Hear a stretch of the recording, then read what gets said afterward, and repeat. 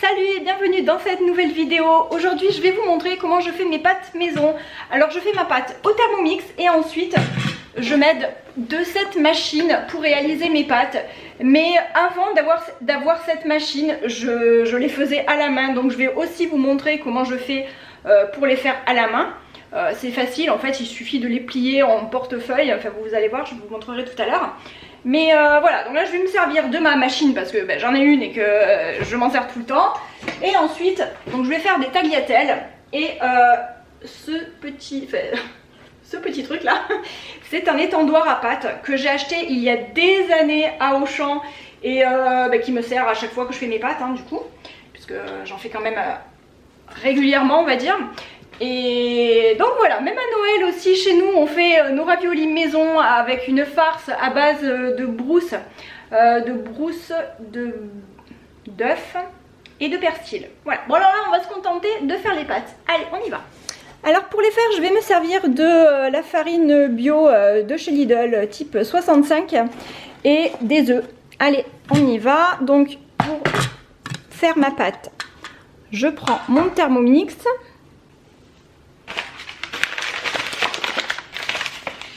Là je vais pas en faire énormément, je pense que je vais juste mettre 200 g de farine et 2 œufs.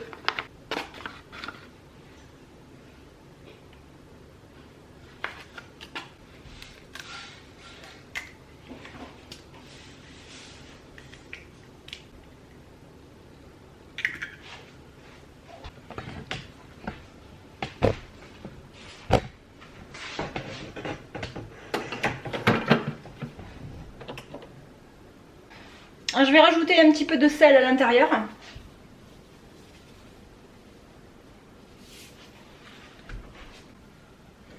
Donc pour le moment je ne mets pas d'eau ni d'huile d'olive. Il y a plusieurs écoles. Alors soit vous pouvez rajouter un tout petit peu d'eau et un petit peu d'huile d'olive, comme vous voulez, ou l'un ou l'autre. Moi pour l'instant je ne mets rien du tout. Je vais voir ce que ça donne parce qu'en fait ça dépend des œufs, ça dépend du calibre des œufs. Donc si vraiment vous avez des gros œufs, à mon avis ça ne sert vraiment à rien de mettre de l'eau. Si vous voulez que vos pâtes aient un bon petit goût d'huile d'olive, vous pouvez en rajouter un petit peu à la place de l'eau s'il y en a besoin. Voilà, moi en général je fais nature, un œuf pour 100 g de farine comme je vous le disais tout à l'heure, à part si vraiment je fais des grosses quantités, du style que si je fais des grosses quantités, c'est relatif, mais pour nous on n'est que 4 dans notre famille, donc si je fais 400 g de farine pour 4 œufs, ça me fait vraiment un gros volume de pâte. Il m'arrive d'en faire aussi comme ça et d'en congeler aussi une partie, donc c'est quand même pratique aussi d'en faire aussi beaucoup et de les congeler par la suite. Bon là pour le moment je vais en faire que 200 g de farine plus 2 œufs et on va voir ce que ça donne, et si vraiment je vois qu'il m'en manque, j'en referai un peu plus tard. Donc là ce que je fais, c'est que je vais mettre la fonction pétrin.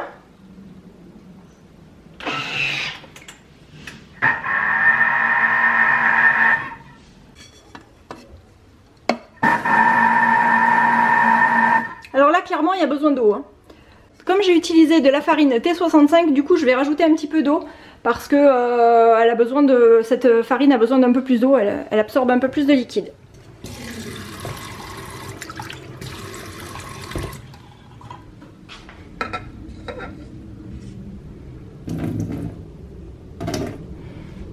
Alors pour l'eau, je vais partir sur un demi-gobelet.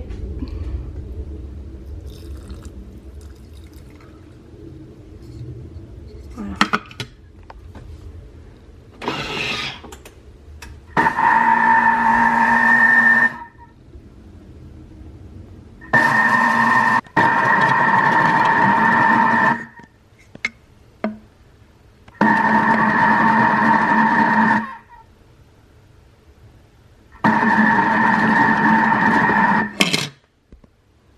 Donc voilà ce que ça donne, une pâte qui est assez collante et assez dure à manipuler. Enfin, encore que celle-ci, vu que j'ai rajouté un petit peu d'eau, elle est un peu plus souple. Mais ne vous inquiétez pas, si jamais vous ne rajoutez pas d'eau et qu'elle est un tout petit peu dure, c'est normal. La pâte à nouilles est assez difficile. J'ai mis ma pâte sur le plan de travail. Alors là, normalement, je vous conseille de la laisser reposer au moins une demi-heure. Là moi je suis prise par le temps donc je vais le faire tout de suite. Mais comme ça vous allez pouvoir voir aussi que on n'est pas spécialement obligé d'attendre. Mais c'est vrai que c'est mieux de la laisser au moins une heure, enfin une demi-heure ou une heure. Moi je vais me servir de cette machine qui est une vieille machine Atas 150 que j'ai depuis des lustres. Ça fait tellement d'années que je l'ai, mais elle est géniale, elle est increvable. Et ici j'ai un séchoir à pâte donc que j'avais acheté chez Auchan il y a très longtemps aussi, il y a des années aussi, et je m'en sers à chaque fois que je fais mes pâtes.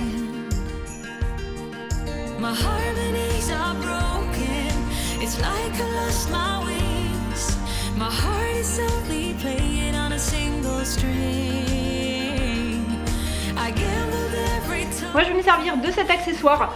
Alors en fait quand on achète cette machine à pâte, vous avez ça avec. Et donc voilà, je n'ai jamais acheté d'autres accessoires. Je sais qu'il existe les accessoires pour faire des raviolis, j'ai jamais testé. Je pense que ça doit être vachement bien, mais bon, j'ai jamais eu l'occasion de l'acheter. Nous on les fait comme ça à la main. Et voilà, donc ici vous avez les tagliatelles et ici vous avez les spaghettis.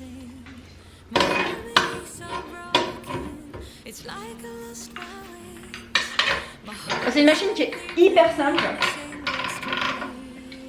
C'est une machine qui est vraiment ultra simple. En fait, ici vous avez un bouton gradué qui va de 1 à 9. Bon, je me suis jamais servi hein, du 9 perso.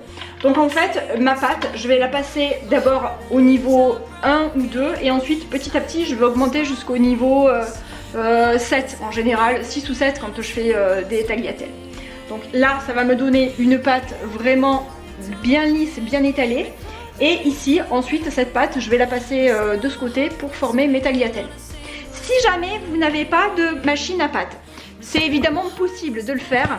Il vous suffit d'étaler au rouleau. D'ailleurs, je vais vous montrer en premier comment ça fonctionne. Enfin, comment ça fonctionne. Comment est-ce qu'on fait si on n'a pas de machine à pâte. Si vous n'avez pas de machine à pâte, vous prenez une petite quantité de pâte. Alors il faut étaler la pâte le plus finement possible.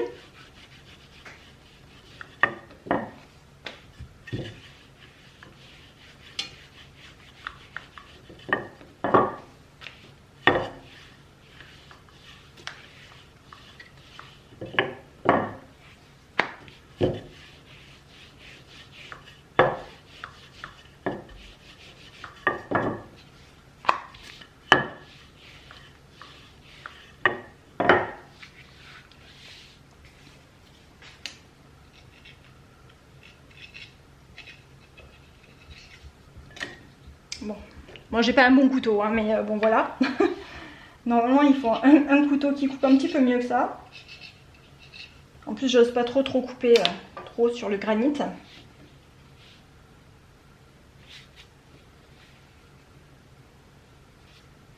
Vous pliez comme ça. Et ensuite...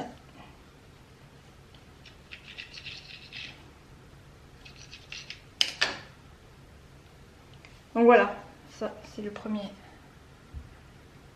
Bon, c'est artisanal, hein. Je suis pas une pro de la tagliatelle. Bon, il faudrait vraiment un autre couteau, mais bon. Voilà, vous avez compris l'idée. Ça donne ça, en fait.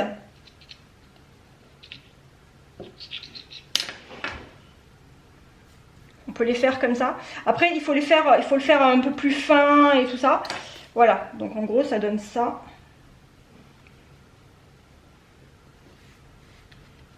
Donc une fois que vous avez fait votre pâte bien à plat, vous la pliez en deux, ensuite encore en deux, et ensuite vous taillez comme ça, et vous n'avez plus qu'à déplier ensuite vos tagliatelles.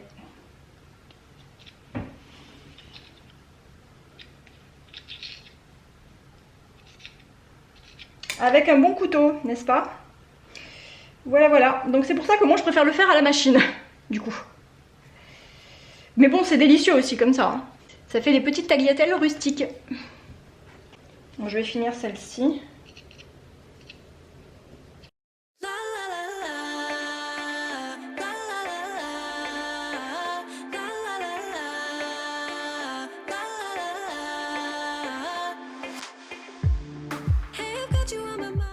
Et voilà des petites tagliatelles rustiques.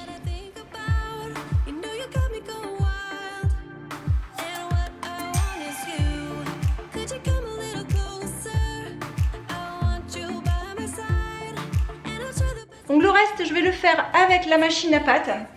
Ça s'appelle un laminoir d'ailleurs. Et voilà, vous allez voir que c'est beaucoup mieux. Je vais prendre ça. Donc j'ai coupé des petits bouts, à peu près des petits bouts de pâte, à peu près de cette taille, la taille de mon poing fermé. On peut même faire un peu plus petit.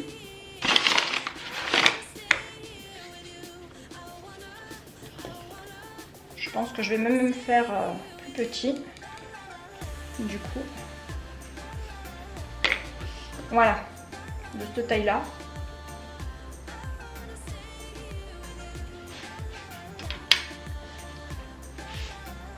Donc je vais préparer d'avance mes petits morceaux de pâte.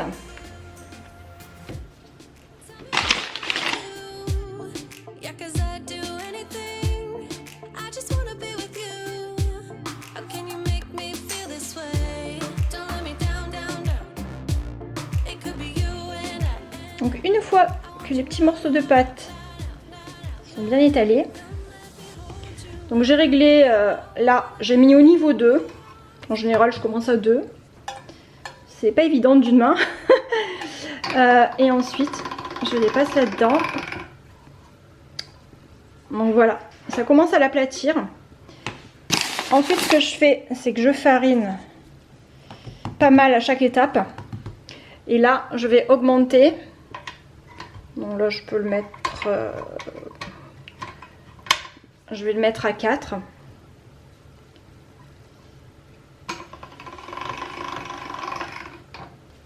Donc je passe tous mes morceaux de pâte au niveau 2. Bon là j'ai passé tout cela aussi. Et je farine un petit peu. Il faut assécher un peu la pâte en fait. Ensuite je vais mettre au niveau, allez, au niveau 4, pourquoi pas. Donc, toujours bien fariné.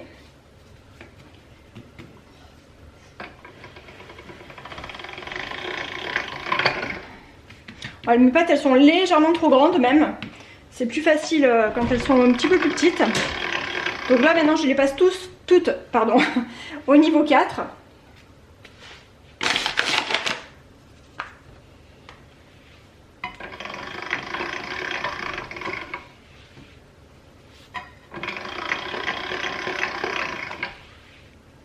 Ensuite, je vais mettre au niveau 6. Continuer de fariner un peu.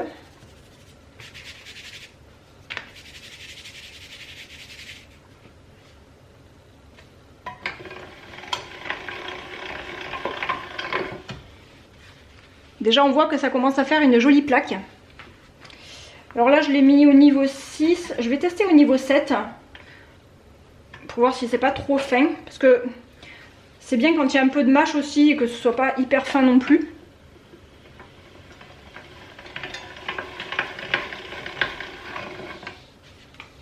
Voilà, donc là je pense que là je suis à la bonne comment dire, la bonne épaisseur pour faire mes tagliatelles. Alors ensuite, soit je les passe directement dans le truc à tagliatelle ici, fait dans le compartiment hein. Mais c'est un petit peu grand donc je vais la couper en deux quand même. Voilà, je la coupe en deux et ensuite, pour vous montrer le résultat là, je passe délicatement dedans et je les récupère ici. Et voilà ce que ça donne. C'est quand même beaucoup mieux que mes tagliatelles rustiques maison. Mais bon, c'était pas mal aussi. Hein.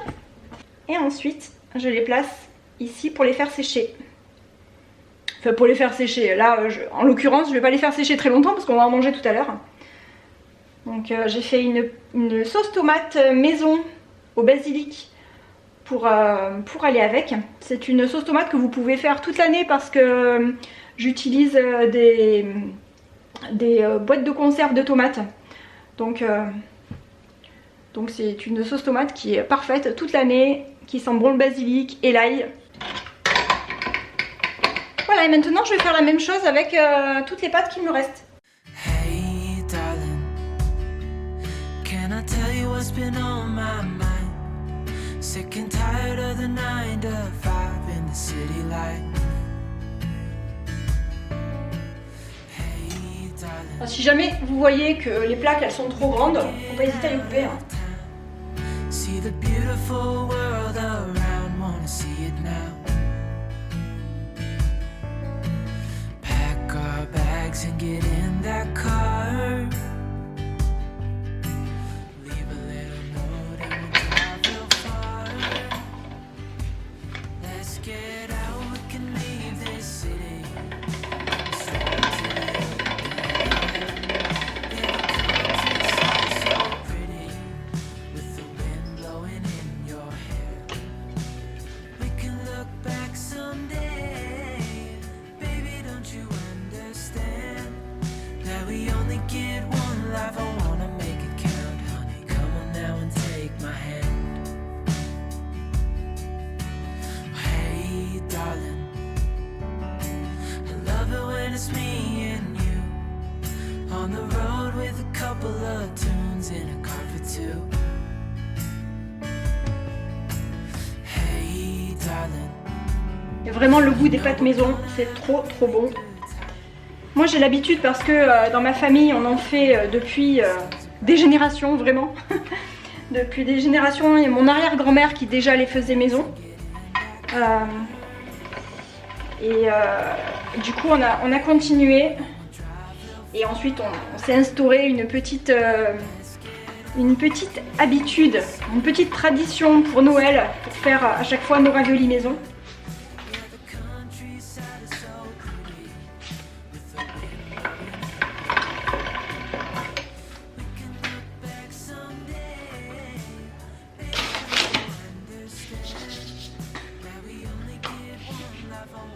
C'est pour ça que le laminoir, depuis que je suis ado, il est largement amorti.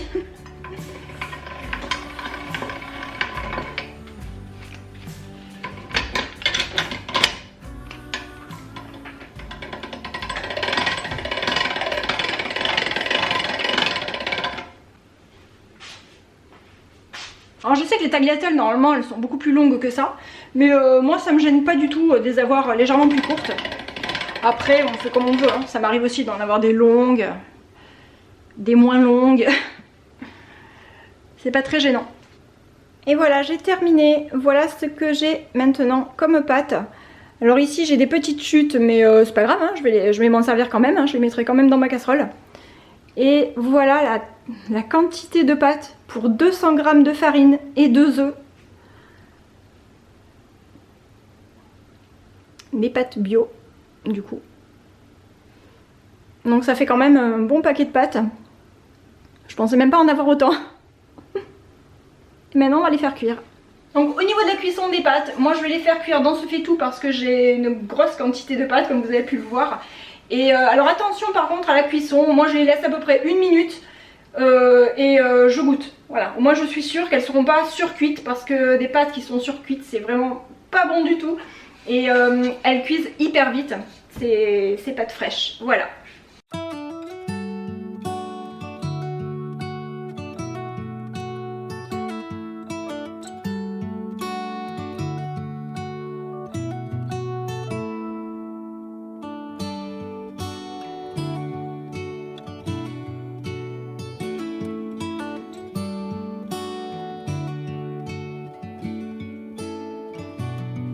Après une cuisson ultra rapide, comme je vous le disais, c'était prêt. On s'est régalé avec les enfants et rien que de revoir les images, franchement, ça me donne déjà trop envie d'en refaire. J'espère que ma vidéo vous a plu. Merci aux nouveaux abonnés et merci aussi aux personnes qui pensent à me laisser un like avant de partir. Ça fait vraiment super plaisir. Je vous fais des gros bisous et je vous dis à bientôt pour une prochaine vidéo. Bye!